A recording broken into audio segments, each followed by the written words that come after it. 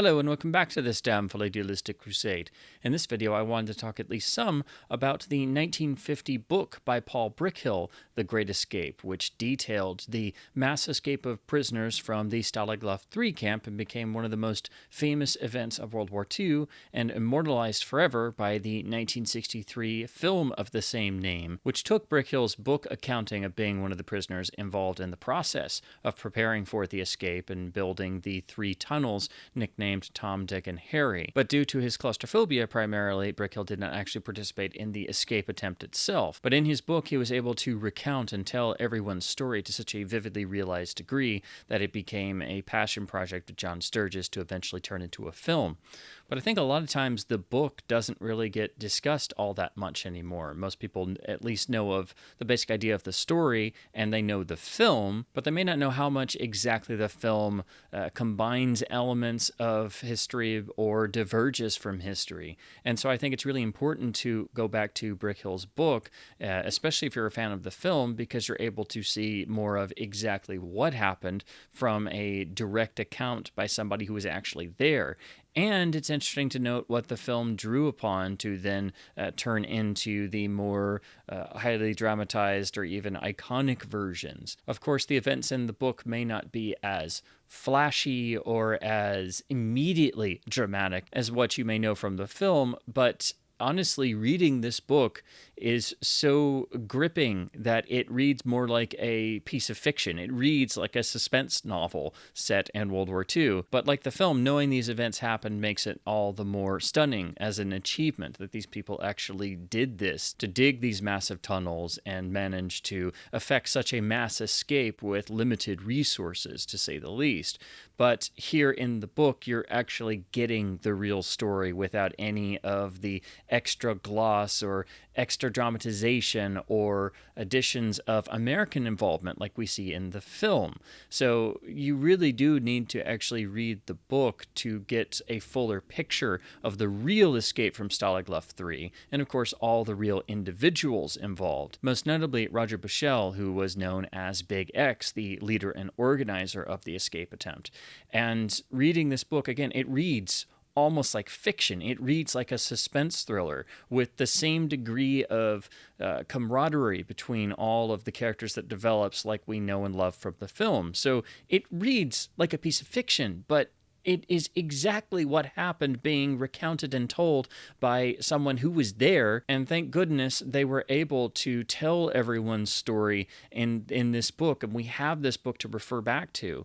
It was originally published in 1950, so only obviously 5 years after the end of the war, and only a few years after the actual escape itself. So the book is also able to get into the aftermath and sort of the after story, of course, of what happened to the recaptured escapees and the 50 men that were executed by the Gestapo, but then also some of the attempts in the post-war period to try and identify who were the ones responsible in the Gestapo for carrying out the really senseless murders of prisoners, but also examining, some of what the actual effect of the escape was, while giving a pretty close to day-by-day, month-by-month account of how all of this was done. And because it's the real story, it's telling you in much more realistic terms how some of this stuff was achieved, that in reality, there were many more individuals involved, that the American involvement was limited as the American prisoners of war were very much sectioned off and transitioned to another area, and so then cut off from the rest of the escape attempts. That this was primarily an operation conducted by British prisoners of war, but also Australians and many other different nationalities all working together, and also that it was a lot harder for them to achieve some of this stuff than what we see in the film. It wasn't simply that they could very easily procure certain items to effect the escape or get a camera and get film developed, that it was a much more roundabout way of having to do this stuff. And because the book is so well written and the story itself is so astonishing, you very quickly as the reader get swept up into this experience. And again, it reads like a suspense thriller, and you have to keep reminding yourself every single page that all of this really happened.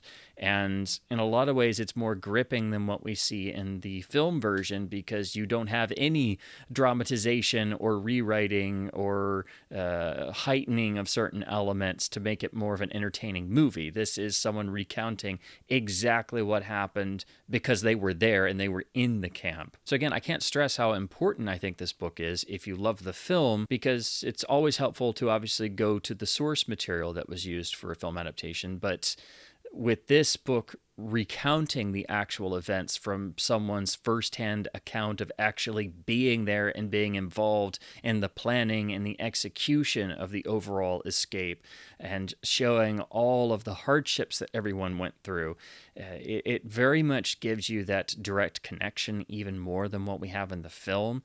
And you come to gain an understanding of all the various individuals involved. At first, they seem like a variety of names like we have in the film, but you come to know them as people even more than what we get in terms of the ensemble cast in the film. And again, the whole time you're reading this, you can start to draw connections and realize the certain elements and certain people that were sort of combined into some of the film versions of the real events. And you can also see how very carefully the film paid tribute and honored all of the events and the hardships, and tried to get the details of the tunnels and the dangers faced just right. And also the strange sort of relationship the prisoners had with the German guards, and how some could be tricked or bribed into providing materials and certain things for assisting the escape. Essentially, the book is the real-life account of the much more two-fisted and even more difficult escape attempt than what we see in the film, because it doesn't have any of the dramatization of what we have in the film.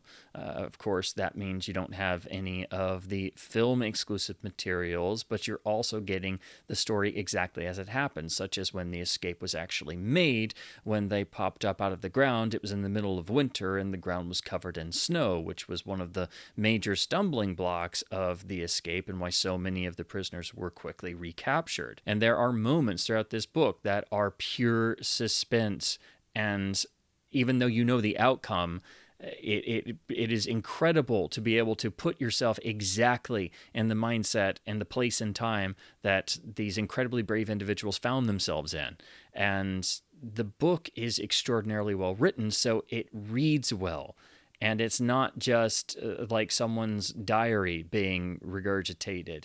And it's also not trying to fictionalize or dress things up and make them more dramatized than they really were. So while some can criticize the film, obviously, for changing certain things around, for it being a 1963 film and focusing more on Americans being involved when they really weren't, and combining real people and elements into simplified or over-dramatized versions of the actual historical fact. When you read the book, you can actually understand why some of those things were done and why some things were natural concessions for a 1963 film adaptation that otherwise was extraordinarily faithful to the time period and the setting and the predicament that these men found themselves in, and always remaining true to the spirit and the reason and the sacrifice that everyone made as part of the original Great Escape.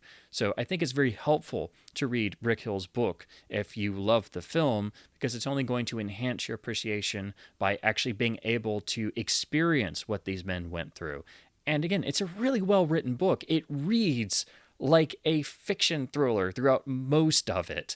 And you have to keep reminding yourself that this is what really happened, because it very much puts you exactly there in that same predicament and makes this incredible achievement of these men all the more astonishing. Now, there have been a variety of book editions over the years, so you can easily find a copy. And if you've ever seen the film or have been fascinated by the story and you haven't read the book yet, you really need to.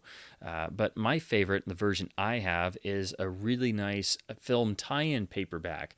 This is from Crest Books, and of course uses a version of the famous film title in the barbed wire, but has really nice art of the escape attempt being made with the searchlights coming on and all on a nice ominous black background. It's a nice looking purple spine.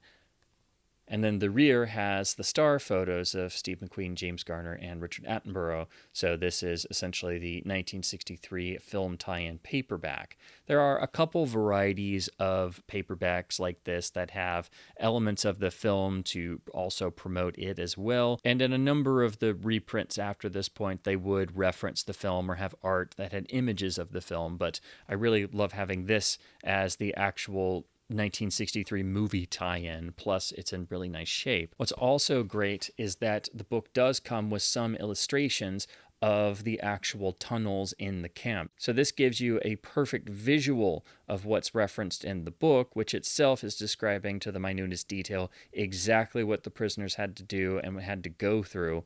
And it's something that is replicated in the film, but not quite to the incredible degree of dangers. And of course, the men in the tunnel digging typically having to also be naked, risking death at any moment. There's a few more illustrations throughout the book. This is an overhead viewing of the camp itself to give you the parameters as the reader, because of course, when the book was written, there was obviously no film in existence. So these go a long way in helping the reader to visualize the parameters of what these men had to deal with. Another nice touch in this edition is that each chapter heading also references the barbed wire. And then in another nice vintage early 1960s touch in terms of having the 1963 movie tie-in, there's a little plug in the back for the book version of The Longest Day, which of course had been turned into the famous 1962 film. So while you can obviously get a more modern reprint or any other version of the book, I really like having the 1963 movie tie-in, as I love vintage paperbacks, and it has all of the illustrations retained, plus the slight referencing of the film version all throughout the artwork.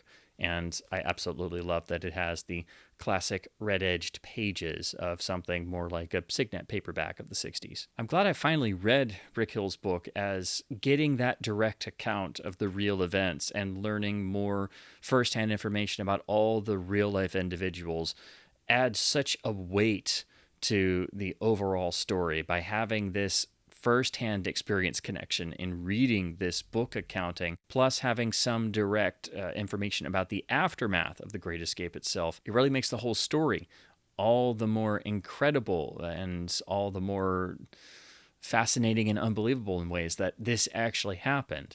It makes you appreciate the film more for getting that spirit into cinematic form, but also it underlines how the film did make a number of changes and concessions and things. So I think it's really important to have the historical background. And if you love the film and have never read the book, you really need to, because it will only serve to enhance your overall appreciation of the incredible efforts made by all of the participants in The Great Escape. So as always, please do keep supporting your local independent bookstores by hopefully being able to pick up a copy of Paul Brickhill's essential detailing of the incredible story of the real Great Escape. So keep reading print books, and as always, thank you ever so much for watching.